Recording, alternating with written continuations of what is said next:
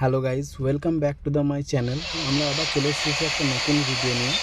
এটা হচ্ছে আমাদের সিউড়ি পিলপাড়া ব্যারেজের কী অবস্থা। আজকে আমাদের অনুব্রত মণ্ডল এসেছিলেন এটা পরিদর্শন করতে। আর এইটার কাজ আমরা কাল থেকে শুরু করব। এই কাজের টেন্ডার আমরা পেয়েছি।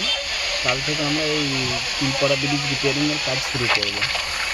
আজকে অনুব্রত মণ্ডল এসছেন পরিদর্শনে, আবার আসছেন আমাদের মাননীয় জেলা কালেক্টর, ডিস্ট্রিক্ট ম্যাজিস্ট্রেট, ওনারা সব আসবেন। এখান থেকে সব পরিদর্শন করছেন, দেখিয়ে দেওয়া হচ্ছে। আর আপনারা দেখতে থাকুন আমাদের ব্রিজটার কী অবস্থা।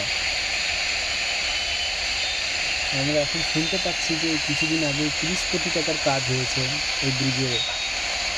আর 30 কোটি টাকার কাজের পরে এই অবস্থা ব্রিজের, আপনারা দেখুন।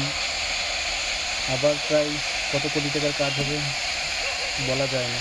ঠিক আছে, আমাদের ব্লগ এই পর্যন্তই। ভালো থাকুন, সুস্থ থাকুন, সঙ্গে থাকুন।